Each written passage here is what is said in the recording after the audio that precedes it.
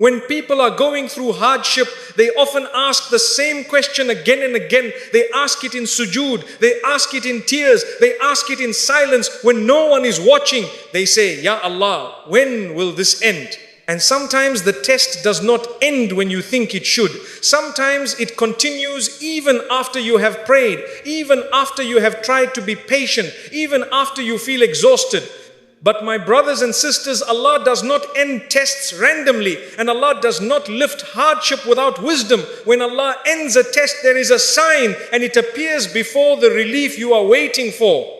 Many people miss it because they are only watching the situation. Allah wants you to watch your heart. Let me share this with you carefully. When Allah is about to end a test, many people expect the outside world to change first. They expect the problem to disappear, the doors to open, the people to soften, the pressure to lift. They keep watching their circumstances closely, measuring every small shift, hoping this will be the moment everything finally turns around.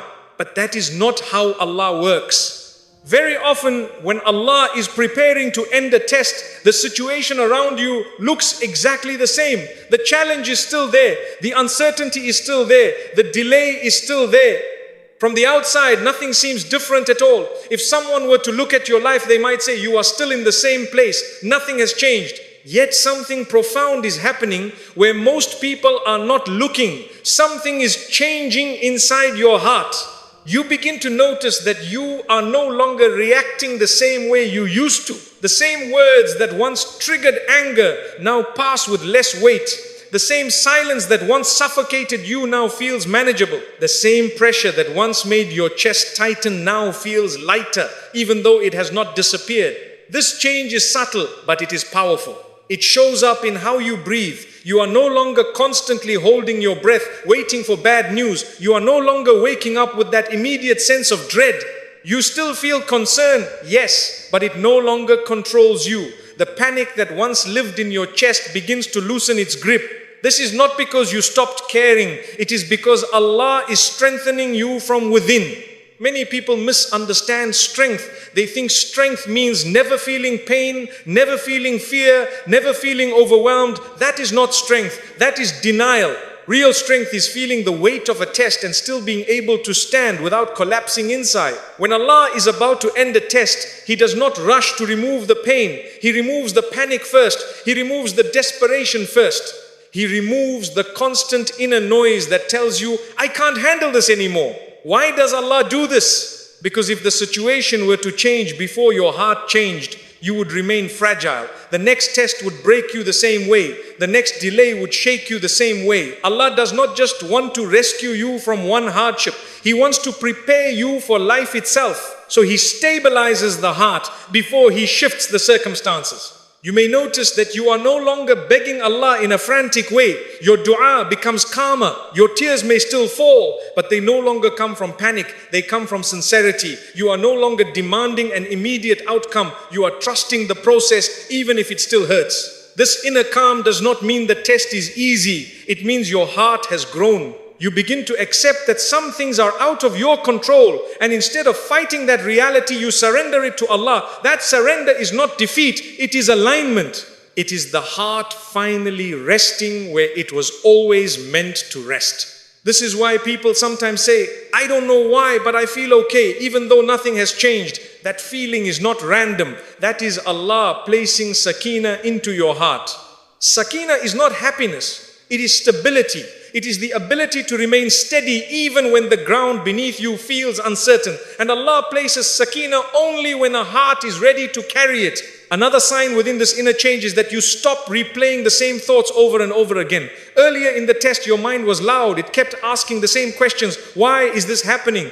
What if it gets worse? How long will this last? These thoughts drained you more than the situation itself. But now those thoughts come less often, and when they do come, they do not stay as long. You notice them, but you are not consumed by them. This is not because you found all the answers. It is because your heart no longer needs them. Allah has taught your heart to trust without seeing the full picture. You may also notice that your reactions toward others begin to soften. You become less defensive, less irritable, less sharp in your responses. Not because people suddenly became kinder, but because your heart is no longer operating from survival mode. When a heart is under constant threat, it lashes out easily. When Allah removes that internal threat, the heart relaxes. And a relaxed heart responds with wisdom instead of impulse. This change is deeply important. It means the test has already done much of its work. It has stripped away arrogance, impatience, and excessive attachment. It has humbled the heart, refined it, and taught it reliance on Allah alone. At this stage, even if the test continues for a while, it no longer feels unbearable. You stop counting the days. You stop watching the clock. You stop measuring your life by when this will finally end. You begin to live again, even inside the hardship. And this is where many people get confused. They think, if I feel calmer, does that mean I'm settling? Does it mean I've given up? No, it means Allah has carried you to a place of inner strength. This calm is not resignation, it is readiness. When your heart becomes calm inside the storm, Allah knows that you are no longer being defined by the test. You are no longer shaped by fear. You are no longer collapsing under pressure. That calm is preparation. Preparation for relief. Preparation for clarity, preparation for whatever Allah has written next. So if you are in a situation that has not changed, but your heart has, do not underestimate that shift. Do not dismiss it as imagination. Do not ignore it because the problem is still there. That inner change is one of the clearest signs that Allah is working on your behalf. He is not late. He is not unaware. He is preparing you carefully. And when the heart is ready, the situation will follow. At the beginning of a test, most people make dua from a place of urgency and fear. The pain feels overwhelming, the confusion feels unbearable, and the heart is desperate for one thing above all else, for the hardship to end. So the words come quickly and repeatedly. Ya Allah, remove this. Ya Allah, take this away. Ya Allah, I cannot handle this anymore. There is nothing wrong with these du'as. Allah is most merciful. And He knows the weakness of His servants. He knows the heart cries out before it learns how to trust. But there is an important shift that happens when Allah is about to end a test. And it is one of the clearest signs that the heart has matured through hardship. The dua begins to change. You still want relief, but relief is no longer the only thing you are asking for. Something deeper starts to form in your heart. You begin to ask Allah questions that are no longer about escape, but about direction. You say, Ya Allah, guide me through this. Ya Allah, show me how to respond correctly. Ya Allah, don't let this trial distance me from you. This change matters more than people realize. At first, the test feels like an enemy. You want to run from it, you want to push it away, you want it gone at any cost. But when Allah is preparing to end the test, He helps you see it differently. You no longer see the hardship only as pain. You begin to recognize it as a process. You stop asking only for the door to close and you start asking Allah to teach you how to walk while it is still open. This is not because the pain has disappeared. It is because your relationship with Allah has deepened. You are no longer treating dua as an emergency alarm. You are treating it as a conversation with the one who knows you better than you know yourself. Earlier in the test, dua may have felt rushed. You prayed because you were scared of what would happen if things stayed the same. Your heart was tense. Your words were heavy. You were pleading from a place of anxiety.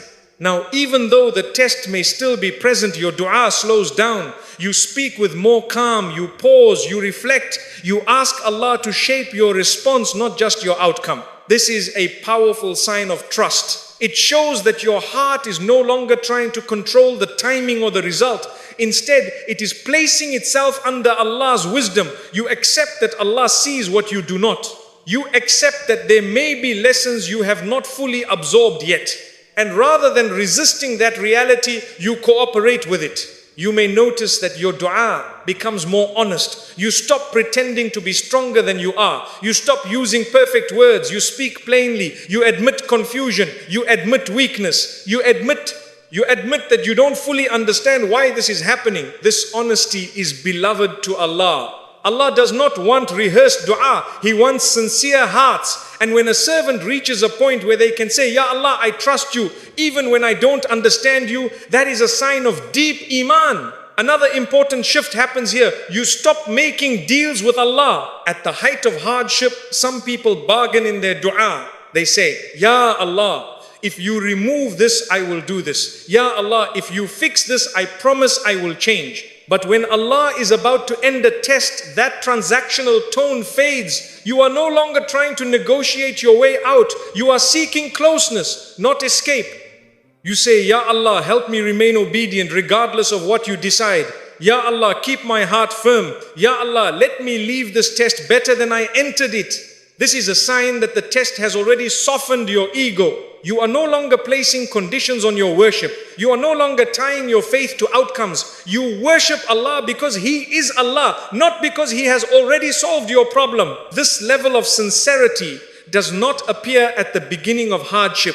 It is forged inside it. You may also notice that your dua includes others more. Earlier, your pain consumed your attention. Everything revolved around what you were going through. But now, even while you are still tested, your heart opens again. You pray for others. You think of those who are struggling in different ways. You feel empathy instead of bitterness. This expansion of the heart is another sign of growth. Hardship often shrinks a person inward. It makes them self-focused. When Allah is preparing to end a test, He reverses that contraction. He allows the heart to expand again. And with that expansion comes clarity. You begin to realize that the greatest danger was never the situation itself. It was losing your connection to Allah during it. Once that fear disappears, the test loses much of its power over you. You may still ask Allah to remove the hardship, but your peace is no longer dependent on the timing of His answer. You trust that when relief comes, it will come at the right moment. And if it is delayed, it is not cruelty, it is care.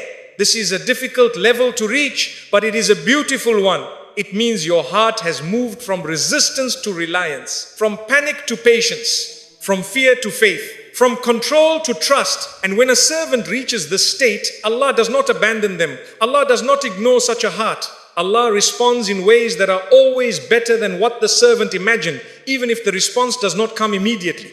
So if you find that your dua is changing, do not overlook it. If you find yourself asking Allah for guidance more than escape, understand that something important is happening within you. The test is doing its work. Your heart is being prepared, and Allah is closer than you think. Sometimes the test ends not when the problem disappears, but when the heart learns how to walk with Allah no matter what remains. And once that lesson settles, relief is never far behind. One of the clearest ways to know whether a test is still in its active phase is to look honestly at what it is doing to your relationship with Allah.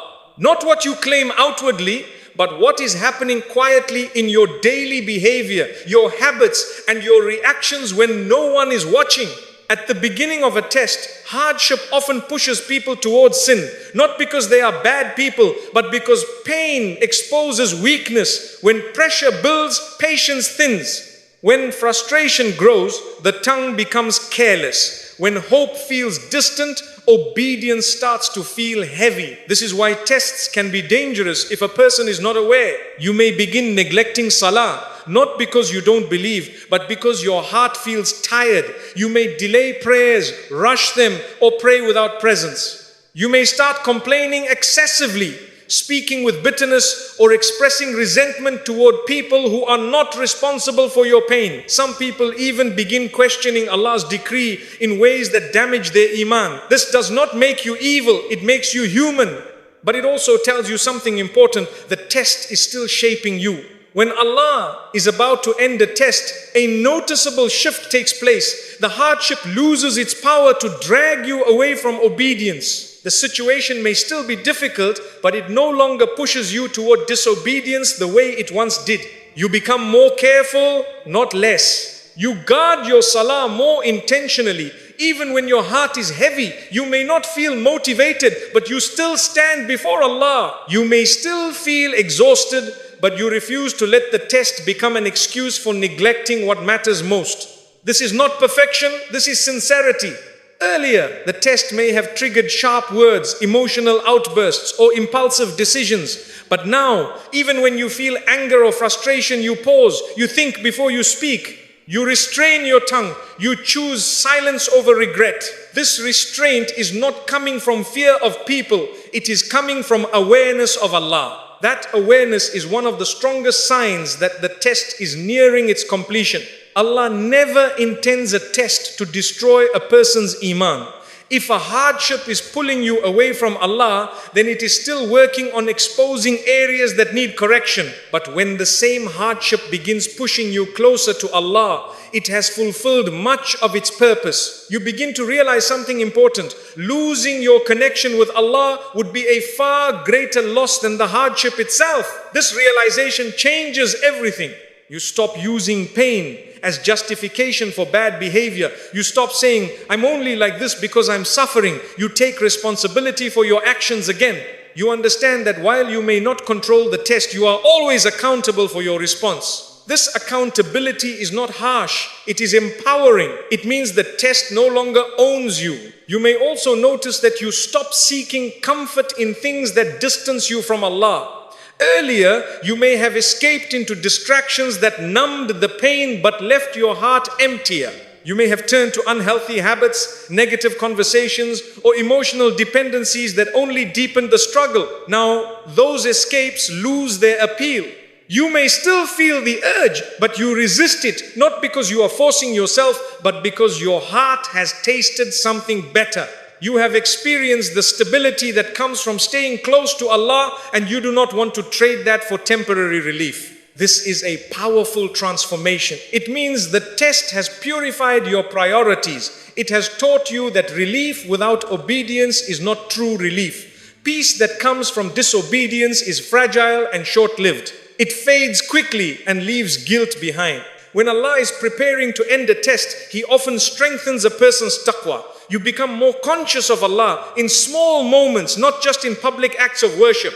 You are more aware of your intentions. You catch yourself before crossing lines you once crossed easily. This heightened awareness is a gift. It shows that the test has